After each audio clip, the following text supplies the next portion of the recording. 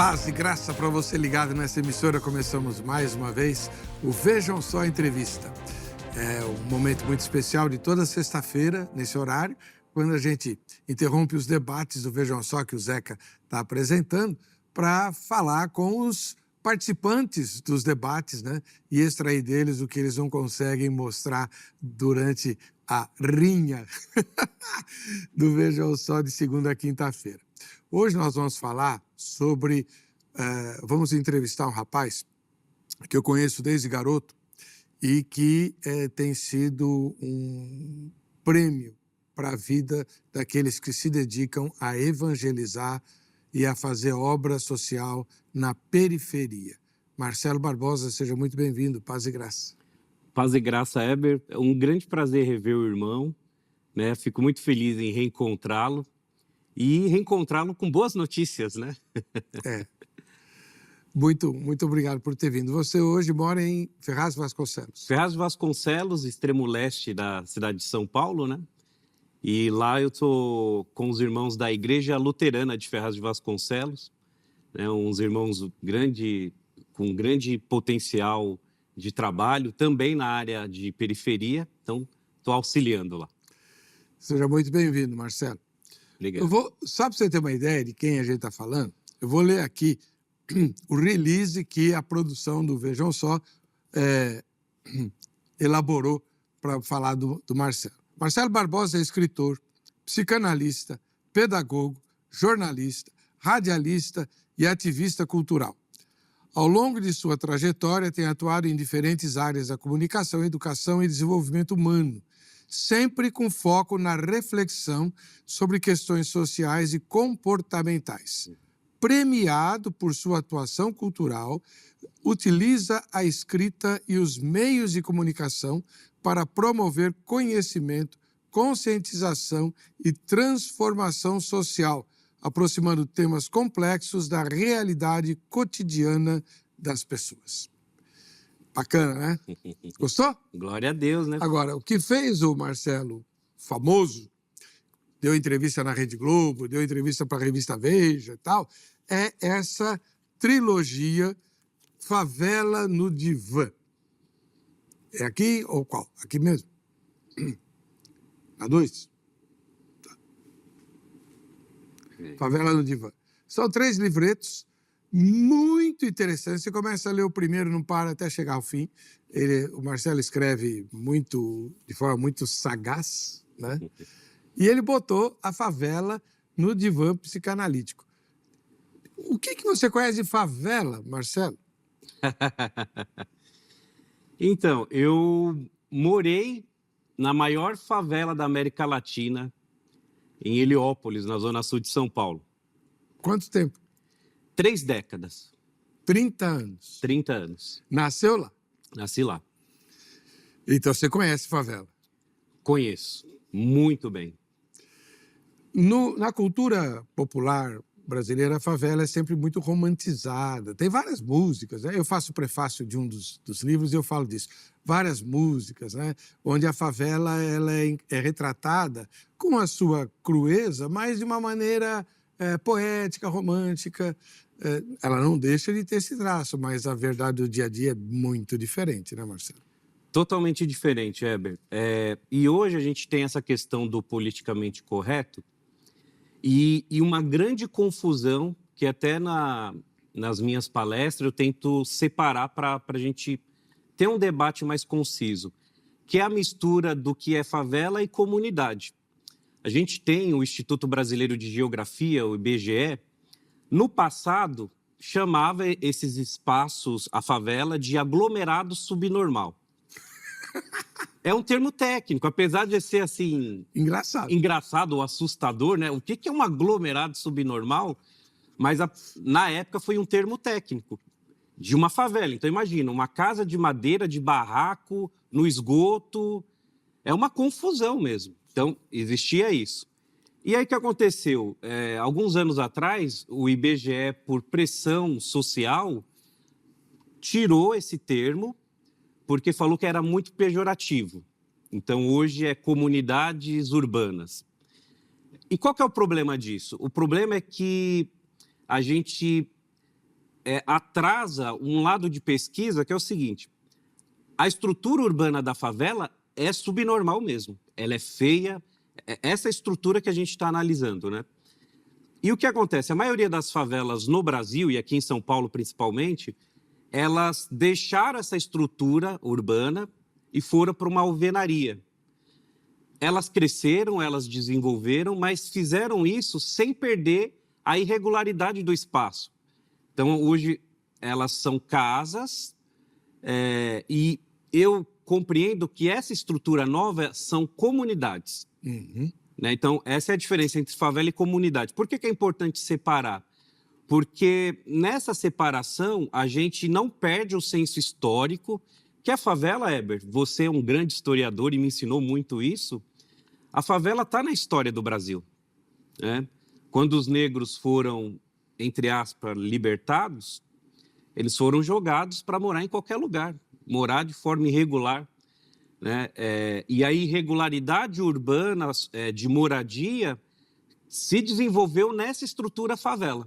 A gente tem até um conteúdo histórico também, que na Guerra de Canudos, né, lá na Bahia, os soldados que perdiam a guerra, perdiam seu soldo, e eles imitaram o que eles viram lá, que era uma construção de madeira perto de uma planta chamada favela. Então, na botânica, favela é uma planta. Ela tem até um nome científico. Eu não sabia disso. E aí o que aconteceu? Essa terminologia favela, ela virou para a sociedade por causa disso. Então, no Rio de Janeiro, a primeira favela no Brasil foi conhecida como Morro da Providência. Olha o nome, Providência. Porque eram esses profissionais que perderam o seu trabalho e imitaram essas construções. Então, isso é uma favela. Só que a gente não pode simplesmente apagar. Né? Aliás, eu defendo que a gente precisa saber, né, tanto na nossa... É muito nítido isso, né? Na fé como na psicanálise, que é onde eu estudo, a gente procura a verdade, né? A gente procura o esclarecimento. Então, quando a gente vê movimentos querendo apaziguar, esquecer e dizer que está tudo bem, parece que tem algo errado, né? Houve aqui em São Paulo existiram algumas iniciativas, não sei se era do prefeito ou do estado, não lembro, de fazer construções, prédios, né?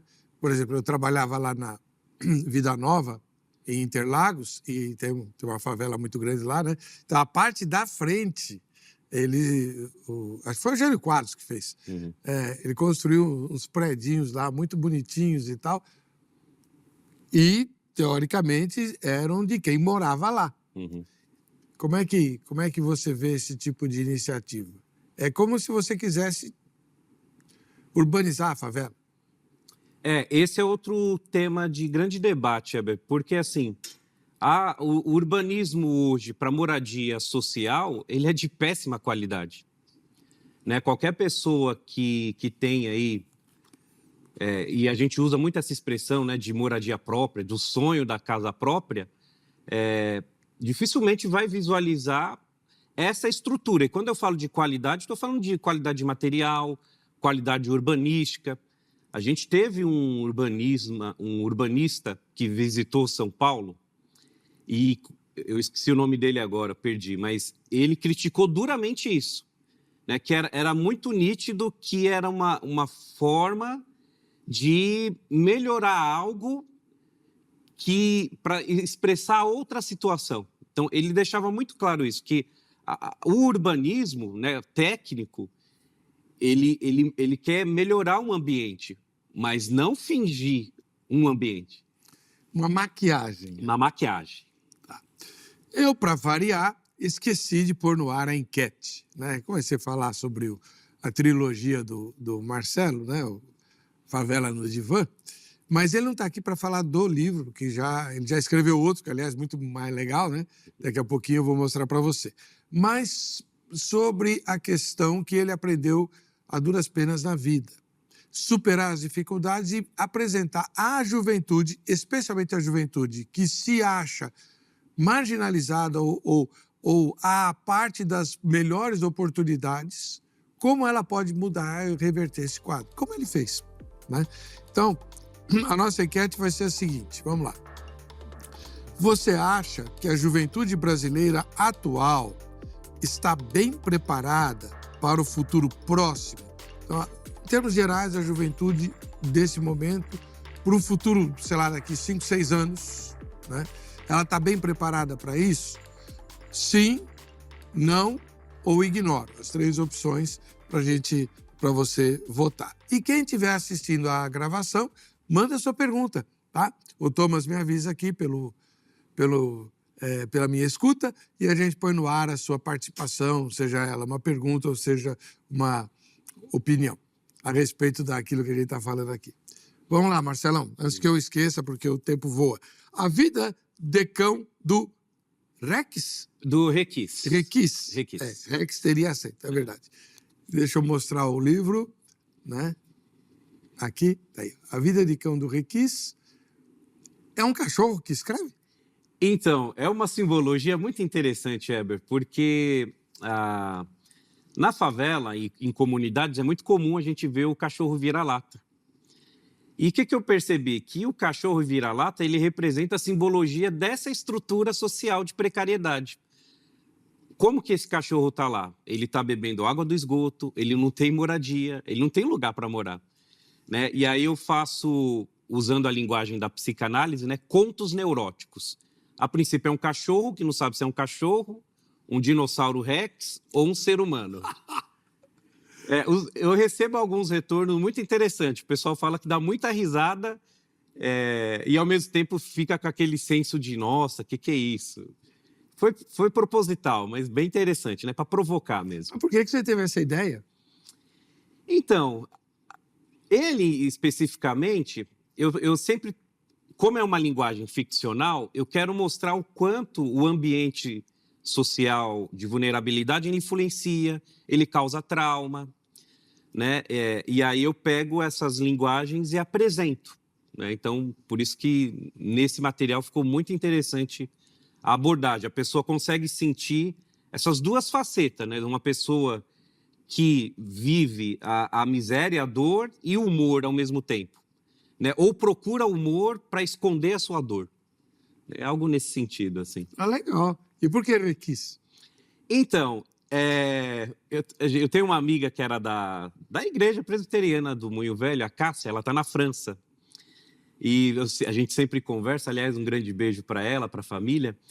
E Requis, na França, é um procedimento burocrático. E Rex é o nome de um cachorro americano, né? Então, eu faço essa brincadeira, que, na verdade, ele queria ser um cachorro americano, porque é a influência, mas aí o pessoal sempre chama ele de Requis, então ele não teve oportunidade nem de ter o próprio nome. Muito legal. Você mencionou a igreja de Moinho Velho. A questão de um mês, eu encontrei o pastor da IPI de Muzambinho, onde está a família do Valdir Goulart. Que demais. E eu falei de você. Ah, legal. Porque o presbítero Valdir Goulart, aliás, um ósculo santo Valdir para Zéza e para toda a família aí de Muzambinho, eles foram minhas ovelhas. Ele foi o meu primeiro vice-presidente do conselho lá na IPI de Moinho Velho.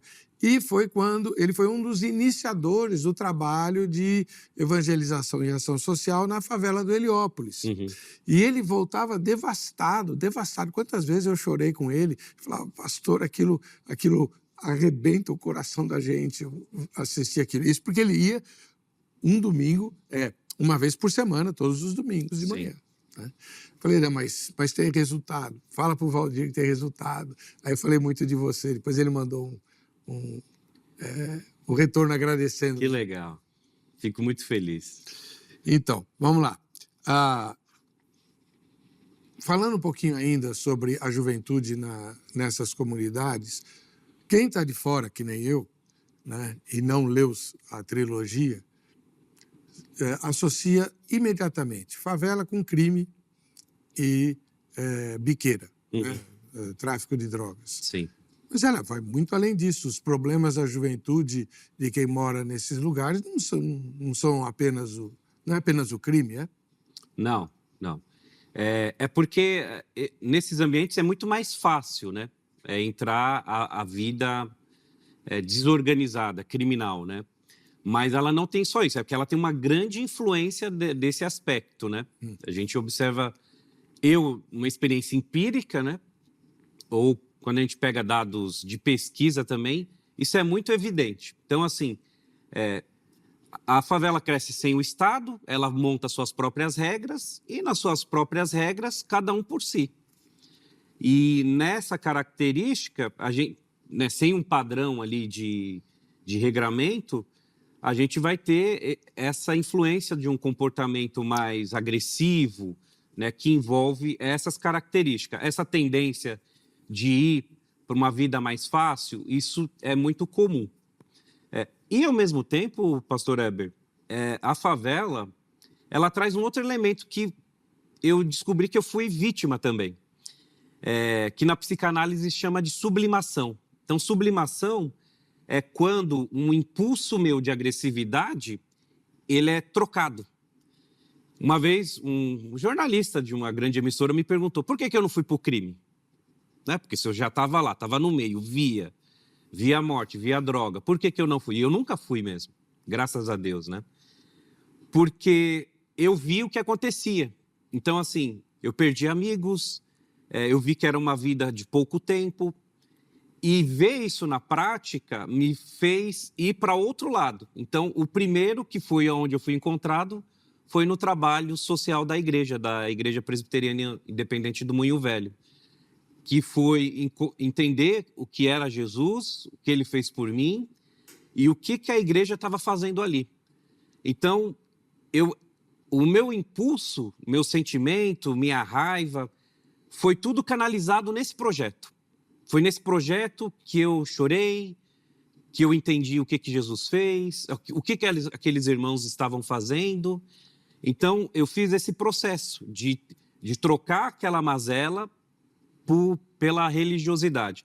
E tem pessoas que trocam por outros comportamentos, sei lá, vai para o esporte, vai para a música, né? Na favela a gente tem muito a linguagem do hip hop, do rap. Até a orquestra de orquestra, sim. Então, a gente tem esses paralelos aí também, né? Maravilha. Olha, você vai continuar falando um pouquinho, porque o Gabriel Oliveira, aqui de São Paulo. Valeu, Gabriel. Bom dia, graça e paz. Gostaria de saber, Marcelo, como a realidade da favela influenciou sua trajetória pessoal e profissional. Obrigado pela pergunta, boa pergunta. Ela influenciou, Heber, por uma característica que eu descobri com o tempo, né? Então, eu represento uma parte da população brasileira que é a minha origem familiar. E qual que é a minha origem familiar? Ela é descendente de indígena, ela é preta, ela é parda, branca, pobre, nordestina, favelada e analfabeta. É essa herança que eu tinha. Era essa história que eu tinha na minha vida. E morando numa favela. Quando eu entendi isso, quando eu descobri que era essa minha linhagem parental, era isso que eu tinha, com o projeto da igreja, isso ficou muito mais nítido. Eu descobri, pastor, que ou eu quebrava essa herança de maldição, ou eu ia repetir. Tanto que, por exemplo, os meus pais, infelizmente, né, eles faleceram analfabetos. Eu tenho muito, na minha linhagem parental, esse nível de analfabetismo, né? E estudar nunca foi uma referência para a minha realidade. Então, quando eu conheci o Projeto Esperança, né, dessa instituição, ela me mostrou dois caminhos, né? A educação religiosa reformada da Palavra de Deus e a educação secular. Pastor, para quem quer trabalhar com favela, é essa linguagem. Por quê? Porque eu entendi, estudei a Bíblia, comecei a entender o que é a Bíblia, e, ao mesmo tempo, tive a oportunidade de entender o meu mundo, o mundo profissional, e eu fui para essas áreas. Então, assim, quando eu fui para a sede da igreja, né, porque teve um período que a igreja ia para a favela e uma outra que a gente ia para a igreja. Então imagina, eu encontrar uma moça, um rapaz lá, que tinha 17 anos e já estava falando de faculdade, e eu nunca tinha pensado isso na minha vida. Porque não fazia parte referencial da minha família isso. Então, o que me fez transformar foi o Evangelho de Jesus com eu vou citar aqui, com o pão, com o alimento, né? Esses irmãos, pastor, eu não sei se de forma proposital ou sem querer, eles praticaram um elemento de Calvino, né? Estava pesquisando esses dias. A gente tem um teólogo, o André Biele, que ele reformulou o pensamento de Calvino, né? O calvinismo social, né? Que tira um pouco a ideia do que é o capitalismo. E Calvino ele trata exatamente isso, que o cristão verdadeiro ele tem um comportamento emergencial de ajudar o próximo para que o próximo se ajude e ajude o outro. E ele faz isso dando a palavra de Deus e dando as ferramentas para ele ter uma vida social. E foi isso que a igreja fez. Pastor, eu tive mentoria, irmãos me ajudando a escrever um texto, a fazer um currículo, irmãos que pagaram um curso universitário para mim, irmãos que pagaram curso técnico, que me mostraram o caminho, me mostraram network, rede de relacionamento, um caminho que eu nunca imaginei trilhar. Então, foi essa transformação que a igreja fez em mim. Me dá o Evangelho e me dá a ascensão social que eu precisava para sobreviver.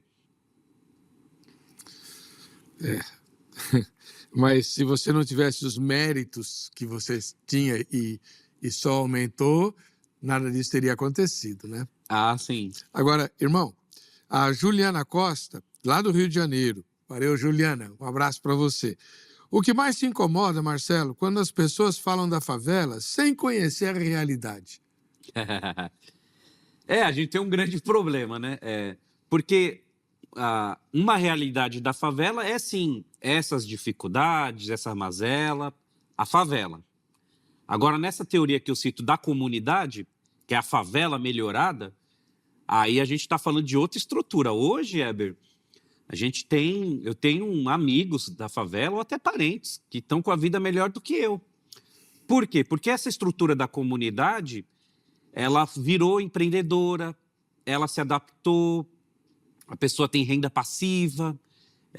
Então, as pessoas aprenderam com o sofrimento a ter uma vida social e econômica. Então, as comunidades no Brasil, ou principalmente aqui em São Paulo, Heliópolis, Paraisópolis, elas se transformaram numa grande potência, né?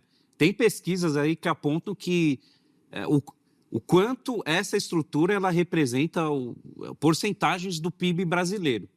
É claro que ainda, nessa questão de conhecimento, né, a gente tem esses elementos. Então, a gente está falando de uma estrutura ainda que não paga imposto, que não tem escritura das suas casas, que não tem nota fiscal.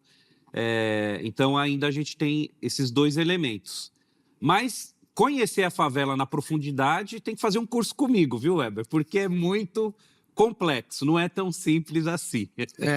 Uma das coisas ruins, né, que a gente percebe, Juliana, não só em relação à favela, mas em relação a qualquer problema que a gente, no segundo bloco, a gente vai abordar as dificuldades da juventude, nós temos uma tendência atual de tornar tudo muito raso. Sim. E, no meu ponto de vista, eu sou velho, sou de outra geração, do meu ponto de vista, o Google e as pesquisas por inteligência artificial só dificultaram isso. Por quê? Porque você digita rapidinho um tema, lê as 3 primeiras linhas da resposta e acabou. E a coisa é muito, muito mais profunda. Sim, sim. Né? E as respostas da inteligência artificial vão sempre romantizar. Né? Eu mesmo tive, com a minha assessoria lá, a gente teve que tirar do Google, porque quando aparecia meu nome, né, escritor Marcelo Barbosa, aparecia que eu defendia a pobreza da favela. Você está de brincadeira. E aí a gente teve que pedir para corrigir lá, porque essa é a tendência. O algoritmo não entendia que eu criticava a favela. Olha que interessante.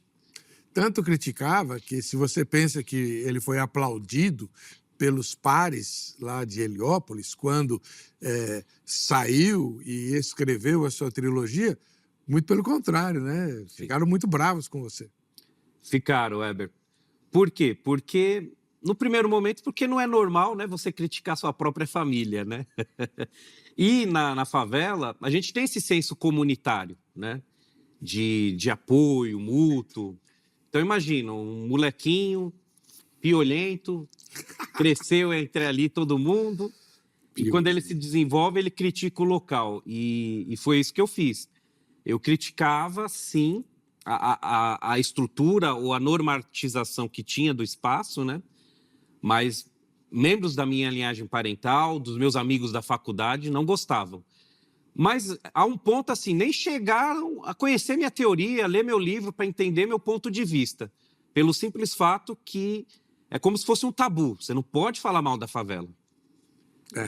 É bem por aí. Então, essa tendência de fazer tudo muito raso é que é a grande dificuldade em qualquer área. Teologia, então, minha filha, você nem queira saber.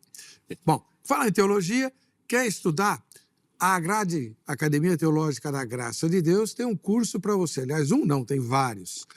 Se eu fosse você e tivesse interessado em melhorar a minha maneira de enxergar a obra de Deus e de enxergar o próprio Deus, eu ligava para a Academia Teológica da Graça de Deus. 3115-0819, em São Paulo, então 011-315-0819, no horário comercial de segunda a sexta.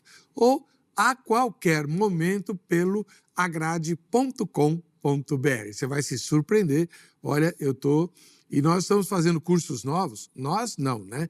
O pessoal da Agrade faz e eu só ajudo. E eu fico cada dia mais impressionado com a qualidade com que os novos cursos estão sendo elaborados. Muito bons mesmo. Se você usar a via da internet para se inteirar sobre a Agrade, passa pelo site da RIT TV. Lá você vai conhecer melhor a nossa emissora e ter a oportunidade de nos ajudar a fazer o Vejam Só Entrevista cada vez melhor, dando suas sugestões, fazendo suas críticas. A gente volta já já.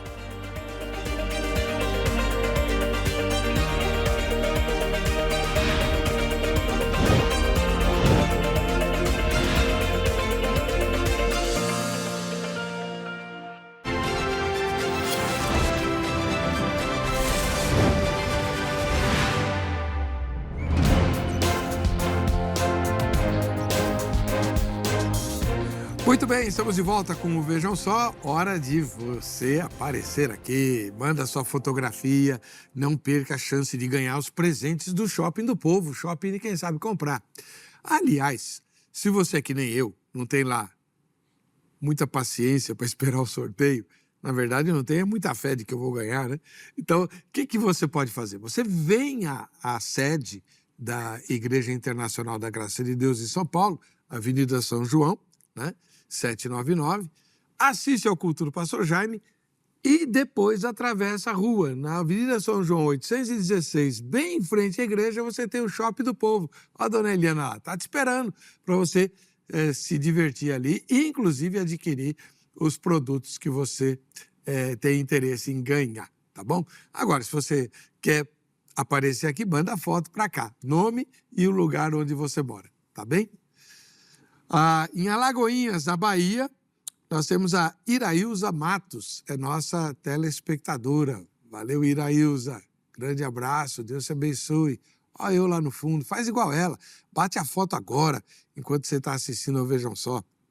O Marcos é de Londrina, lá no Paraná, norte do Paraná, uma das cidades mais evangelizadas do país, né? Deus abençoe você, Marcos. Grande abraço. Bom, veio mais uma mensagem aqui para você, irmão Marcelo Barbosa. A Isabela Gomes é de São Paulo. Isabela, um grande abraço. Marcelo, depois de tudo que você viveu, o que te dá esperança quando olha para os jovens de hoje? Nossa, que pergunta difícil. Vamos lá. É, é claro que assim, o que aconteceu comigo foi um milagre de Deus, né? Mas ele não é tão simples assim de se aplicar e se repetir, né? Eu me sinto um privilegiado, eu tive uma graça de Deus mesmo de ter sido alcançado por esse projeto. O que eu vejo hoje para a gente alcançar a juventude, e aí é quando a gente fala, né, do jovem periférico, o jovem em ambiente de vulnerabilidade social, de escola pública, são várias ações mesmo, Heber. Hoje, como educador, às vezes eu sofro até transferência, né, que a gente chama na psicanálise. Porque às vezes eu vejo jovens passando o que eu passava, mas sem rede de apoio. Então, a esperança é ter ações concretas para atender esse público, né? Que possa fazer ele entender sentido de vida. Isso é tão sério que hoje o currículo escolar tem na sua grade o projeto de vida, né? Porque na linguagem escolar ele não dá muito certo, porque ele é muito individual, né? Como se fosse um teste vocacional. Mas o caminho de esperança para alcançar essas pessoas é ir até elas com essas metodologias, né? Que possa mostrar sentido de vida, dons e talentos, né? Qual é o seu dom? Eles não sabem. O jovem não sabe qual é o seu dom, ele não tem referência. Então, ele saber sentido, dom, talento, o que é o mercado de trabalho. E Heber, isso é tão sério, porque, assim, a juventude é a fase mais difícil do desenvolvimento humano. Eu tenho uma pesquisa lá que ela apresenta o seguinte: se a gente pega hoje um adulto, um jovem adulto de 40 anos, 40 a 50, tudo que ele tem hoje materialmente, ele tem porque ele construiu na fase da juventude. Como que ele construiu? Ele foi fazer um curso de informática, foi fazer um cursinho de inglês, fez esporte, né, que tem que fazer. Então, o que isso significa? Que na juventude é onde ele vai ter que gastar energia para o futuro. Então, ele vai ter que fazer curso, vai ter que se descobrir. Quem pode, vai fazer um vestibular para entrar na faculdade. Então, é muito nítido que esse é o caminho. E quando eu digo que eu sou um privilegiado, pastor, é por conta disso, porque eu fui muito tarde. Né? Assim, eu consegui corrigir, né? Ainda estou colhendo, mudando algumas colheitas, mas é por isso que a esperança é fazer projetos para atender essa fase de desenvolvimento, porque o jovem que não trabalha isso, ele vai ter muita dificuldade de corrigir. Mas ele consegue enxergar essas coisas sozinho? Não, né? Alguém tem que abrir os olhos dele. Não consegue. Não consegue. É só perguntar para qualquer professor de escola pública que a resposta vem. É uma fase difícil, né, pastor? Os hormônios estão mudando, o corpo está mudando, é muita informação, a sociedade cobra o jovem como adulto, ou é muita questão interna, né? Ele está fixado em namoro. Então, assim, ele é totalmente perdido, conturbado. A juventude é isso. E por isso que ele precisa, diversas vezes, com repetição, de informação, de exemplo, de projetos. Você tem que ficar batendo, porque você fala uma vez, ele diz que entende, mas ele faz tudo ao contrário. Então, você tem que ficar repetindo, mostrando. Isso aconteceu comigo. Eu não sei, pastor Heber, como os irmãos tiveram paciência comigo. Não, foi Deus mesmo, porque assim... Não foi nada difícil, Marcelo. Não foi. Não foi mesmo. Não foi. Você fala que você foi um privilegiado, mas há um lado seu que precisa ser destacado. Havia um grupo muito grande que era atendido pela igreja. E só você chegou lá. Sim. Porque os outros ficaram acomodados. Uma vez você me falou uma coisa que me fez pensar muito, né? Até reuniu o conselho e tal.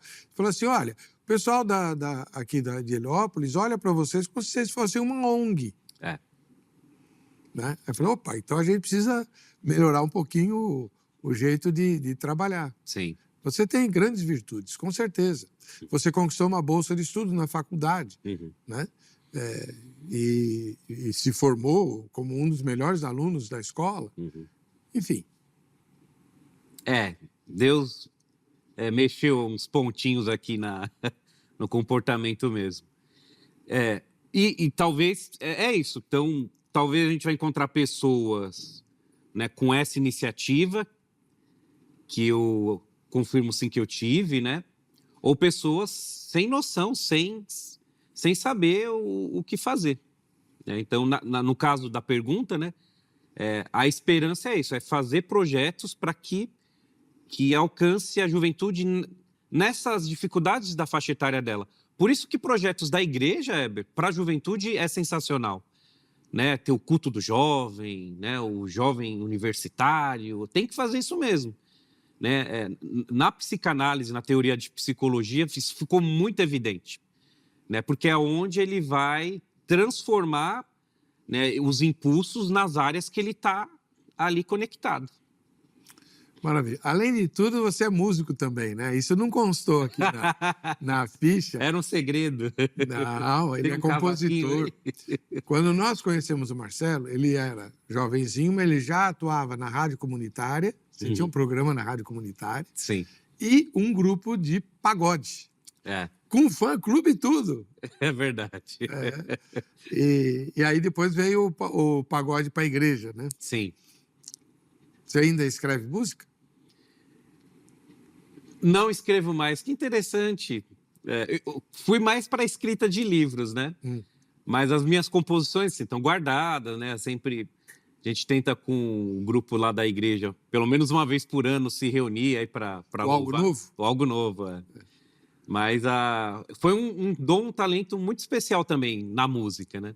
Composições, a gente conseguiu, né? Porque não tem como negar, o samba faz parte da cultura brasileira, né? E aí a gente conseguiu ter a qualidade da letra e da palavra de Deus nesse ritmo, né? Foi algo incrível, né? E foi um trabalho muito interessante, foi muito especial. Então, você pode usar esse trabalho com os seus alunos, né? Para mostrar. Hoje a gente vive um momento muito legal no Ocidente de um interesse grande da juventude pelas questões espirituais. Né? Há alguns anos atrás, a inclinação da juventude era anti-espiritualista. Agora não, agora está havendo um despertamento espiritual, né? Sim. Um interesse, uma curiosidade pelas coisas espirituais. É a oportunidade que a gente tem de mostrar. Com o samba, melhor ainda. Não é pecado mesmo? Verdade. Depois, na próxima semana, a entrevista vai ser com o Fernandes Lima, que faz forró para Jesus. Que incrível. Então, outra linguagem brasileira, né, com um grande artista. Perfeito. O Augusto Coelho mandou um elogio. Eita glória, programa abençoado. Ei, Augusto, grande abraço para você. O Matheus Gomes, de Capão Redondo. Capão Redondo também é periferia, sim, né? Sim. Em São Paulo. Como os jovens podem transformar dificuldades em oportunidades? Matheus, excelente pergunta. O Matheus, obrigado pela pergunta, né? Ele que já é de uma região da periferia, que tem ali desse bairro um grupo que é fenômeno hoje no Brasil, né? Uma questão secular, que é o Racionais MCs, né? Que é um grupo secular. Um dos primeiros, né? Um dos primeiros que, né, falava da violência urbana da favela, né? Com uma categoria incrível.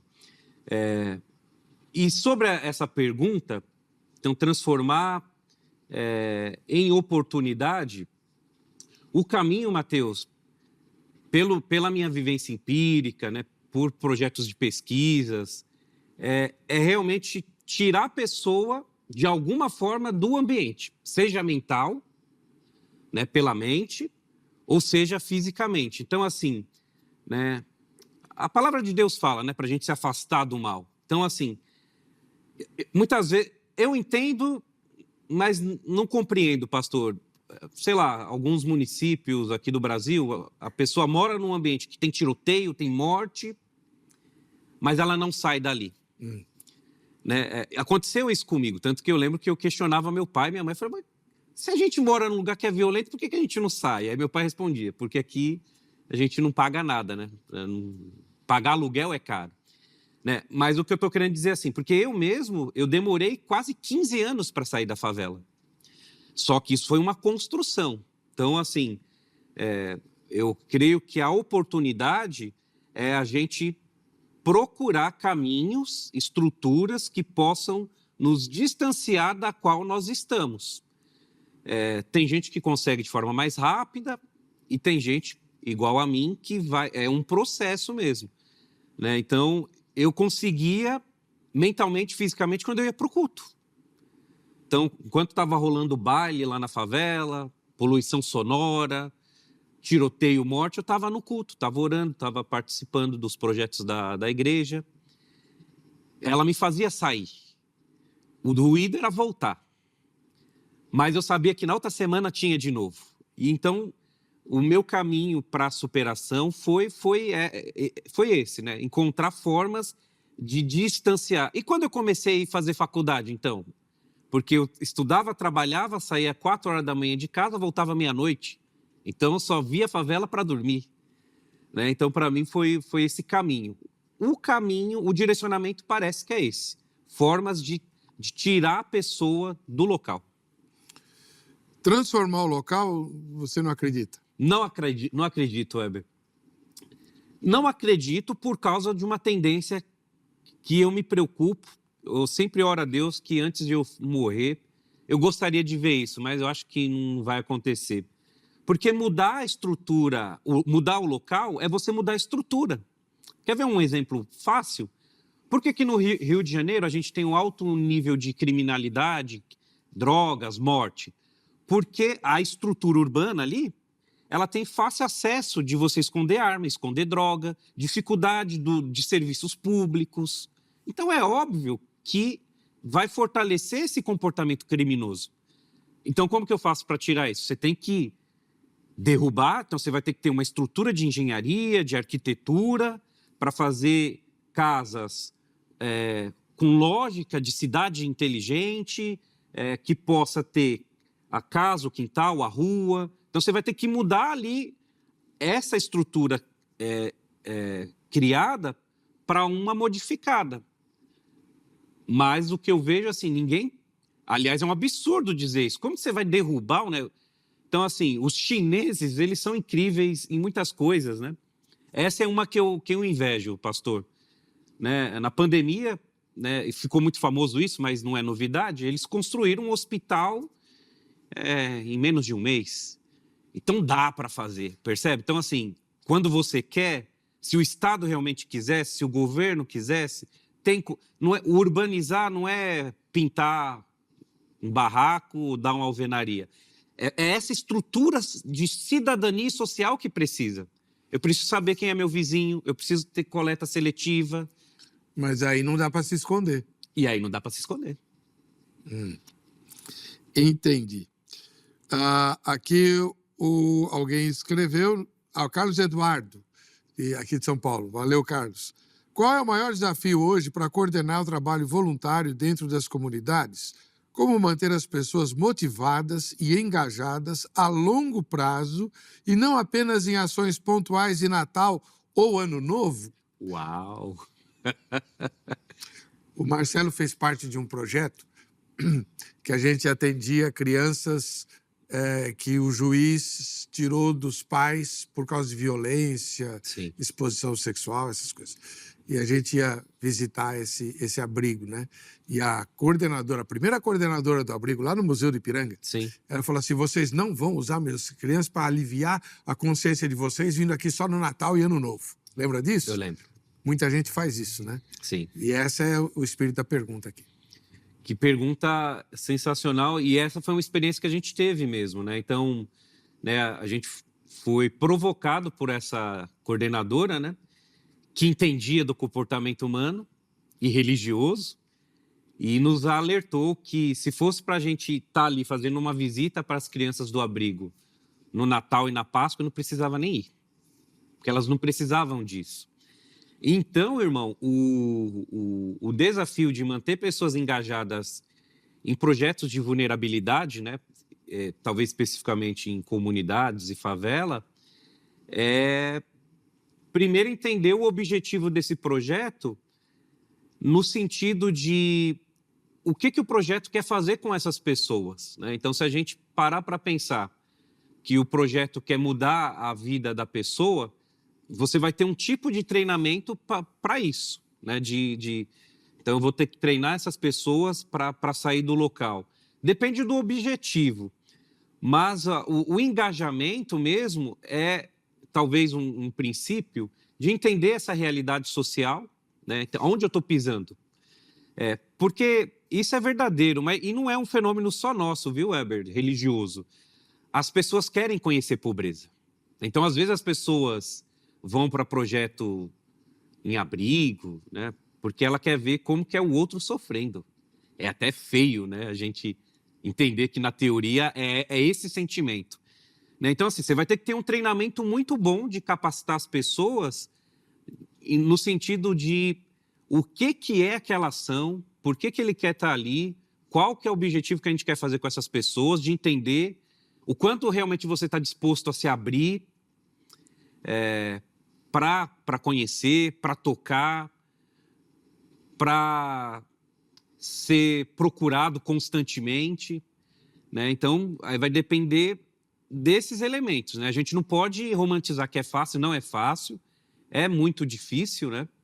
Mas precisa de estratégia consolidada, né? Muita oração e conhecimento técnico do ambiente e do que o projeto quer fazer. E, acima de tudo, né, mobilizar o amor. Uhum. Porque se não tiver amor, aí saber que você vai sofrer lá. Você vai, como eu falei, o Rodrigo lá chegava do domingo, na hora do almoço, falava: pastor, meu coração está devastado. Uhum. E devasta mesmo, né? Mas Jesus não veio sofrer para nos transformar? A gente vai sofrer também para transformar, uai.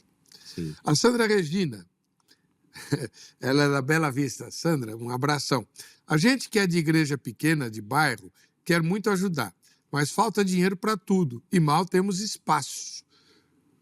Como é que faz para começar a fazer a diferença na comunidade, mesmo sem ter quase nada de estrutura? Tá. Eu estou entendendo, então, que uma igreja de bairro, talvez perto desses ambientes, né? Irmã, aí a gente tem uma outra situação muito interessante, né? Que foi o que aconteceu comigo, né? Então, se você já está numa igreja local, num ambiente de vulnerabilidade, realmente você vai ter que ter alguns elementos de estratégia para esse recurso de trabalhar com a comunidade, né? Então, eu acho que vale a pena sentar aí com esses irmãos e entender assim, o que vocês querem transformar ali? Porque foi a minha experiência. O transformar em ambientes assim é você pegar o povo realmente para ler a Bíblia, para orar, tirar ali do crime ou do bar, do boteco, porque a gente está falando de um ministério local, né? Você está muito ali próximo das pessoas. Então, parece que a transformação vai ser né? Eu vou usar a palavra aqui, captar, mas de colher mesmo essas pessoas para a atividade da igreja. Agora tem que ver como financiar isso, né? Não sei se é uma igreja individual ou se ela faz parte de outra maior, né? Mas você precisa de dinheiro. Não existe projeto, Weber, sem dinheiro. Você tem que ter grana, tem que ter mesmo. Tem que ter grana. Igual no meu caso, né? Era a palavra de Deus e comida, sim. Né? Você tem que ofertar a palavra e ofertar o cafezinho, a cesta básica. Tem que ter isso. Então, de forma estratégica, acho que para a irmã é esse elemento. Se eu quero fazer isso, vamos pedir para Deus, então, os patrocinadores, os apoiadores, né, os irmãos, para que a gente faça, né, essa junção aí. E, acima de tudo, crer que Deus tem os seus eleitos. Não eleitos de salvação, né? Mas, assim, à medida que você apresenta uma perspectiva de vida, olha, você conhece a realidade onde você está, tem coisas boas, tem coisas ruins, muitas coisas ruins, mas você pode mudar isso mudando você pela educação. A gente vai te ajudar né? A aprender um curso de informática, hoje todo mundo já nasce sabendo, né? Mas, aprender um ofício e, por meio da profissionalização, escapar das armadilhas que a situação de vulnerabilidade apresenta. Outra coisa que nós não tocamos no assunto, vou fazer um programa sobre isso, a igreja, seja ela de que tamanho for, e seja onde quer que ela esteja instalada, ela precisa ser uma agência de defesa das pessoas objeto de violência. É uma vergonha os evangélicos serem famosos por acolherem agressores de mulheres. E quando alguém denuncia, os bonitões aí, líderes dos evangélicos, estão querendo nos denegrir. Não estão denegrindo coisa nenhuma. A primeira coisa que a igreja tinha que fazer é coibir a violência doméstica que acontece entre os seus membros.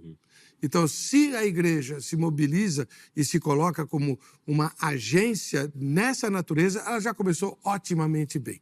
Porque nenhuma vítima de violência está interessada em continuar sendo vítima. Sim. E isso que você falou, Heber, você vê, toda a questão de violência, né, você falou de uma forma mais específica, ela vai envolver tudo. Quantas vezes, por exemplo, no abrigo de criança e adolescente que a gente visitava, a gente fez o projeto, eram crianças que eram abusadas por familiares, né, que perdia o seu direcionamento de exemplo materno, paterno.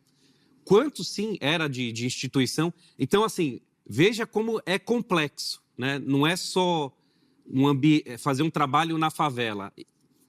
Mas o que mais que envolve a estrutura dele, né? Infelizmente, o nosso tempo acabou, né? E eu preciso terminar o programa que eu já estourei aqui. Marcelo, muito obrigado pela sua presença. Que Deus continue iluminando sua vida. Amém. Né? Quem quiser entrar em contato com o Marcelo, ele faz palestras, etc. Os contatos dele foram publicados ao longo do programa.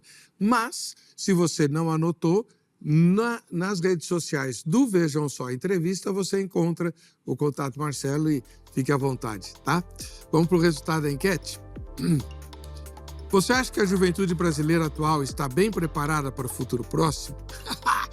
O resultado foi 5% disseram que sim, e 95% disseram que não, e ninguém votou no ignoro. O que vamos fazer a respeito? Essa é a resposta que você precisa dar. Para você que fica com a gente, que fica com a Rit, a paz e a graça de Jesus. Até a próxima sexta, querendo ser.